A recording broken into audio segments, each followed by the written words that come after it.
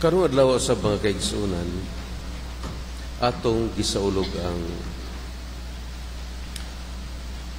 pista sa balaan nga ngalan ni Jesus.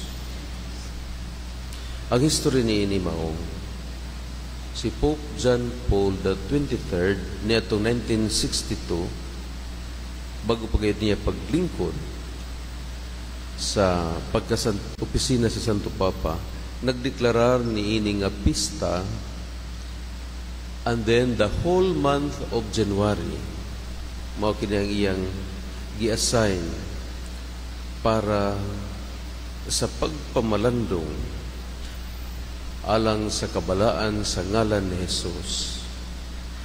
Pero ang Vatican II, days after or year after, gidilit kini siya sa Roman Missal.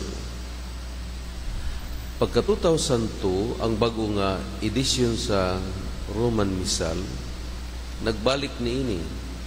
Pero dili na January 2, January 3 na as an optional memorial. Pero kini siya nga gihimo kini for devotional purposes. Apan sugod pa niadtong 1711 ni Pope Innocent XIII, diha na kinidaan nga kapistahan. Well, naabdan ko kini dito sa dapa na apay mga tigulang nga magsirong, magsayaw, magdala ng bandira. Pero mga tigulang na sila, kung nagamatay na. Ibarayon lang maghihapon nato ang atong pagpamalandong sa kabalaan sa ngalan ni Jesus nga nagkahulugan manunubos. Kung atong pamalandungan kini, dili kini halayo usab sa atong pagbasa karong adlaw. Diin kung atong itandi sa laing tulo ka ebanghelyo nila ni Mateo, Lucas ug Marcos, klaro kaayo ang detalye nga nagbunyag si Juan kang Jesus og dihay sa lampati mitugdong og ang tingog sa kapanganuran nagdeklarar nga kini mao nga akong anak, kaniya nahimutang pag-ayo.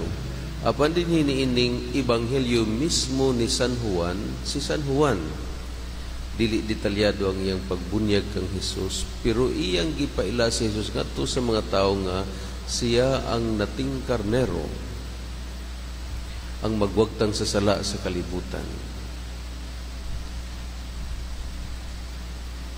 Bisan kung wala kita'y madungog nga account may tungod sa pagtugdon sa Espiritu Santo sa dagway sa salampati o tingog gikan sa samahan diha sa kapanganuran nga nagdeklara nga kini mao nga akong anak, kaniya nahimutang pag-ayo. Apan si San Juan sa iyang kaugalingon gikan sa iyang kinahiladman nagkaila kang Hesus ug nagpaila kang Hesus ngadto sa mga tao.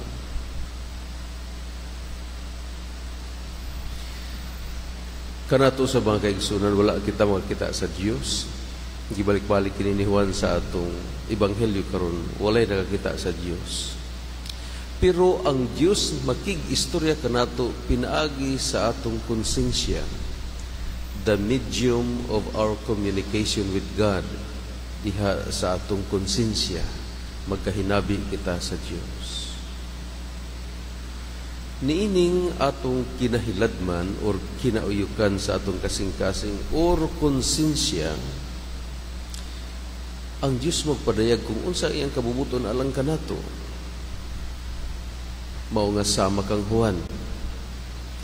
Kung kaniadto wala pa siya makaila kang Hesus, apan pinaagi sa iyang halawom nga pagpamalandong, iyang nailhan si Jesus nga mao ang kordero, ang nating karnero sa Dios nga magluwas sa Israel ug sa tibuok kalibutan. Si Juan nagtudlo usab kanato mga kaigsunan sa paggahin og panahon sa pagpamalandong sa ngalan ni Jesus, kung unsa kini ka importante sa atong kinabuhi, ug sa tingog sa amhan nga makigistorya kanato pinagi sa atong konsensya aron nga bisan kun dili nato siya makita, mailhan nato siya sa mga panghitabo sa atong kinabuhi nga ang Dios ania sa atong taliwala. Hangtod karon nagpadayon sa iyang pagpangluwas sumala sa kahulugan sa iyang ngalan, Jesus, the Savior, ang atong manunubos. Manindog kita atong ipadangat ang atong mga pangaliya.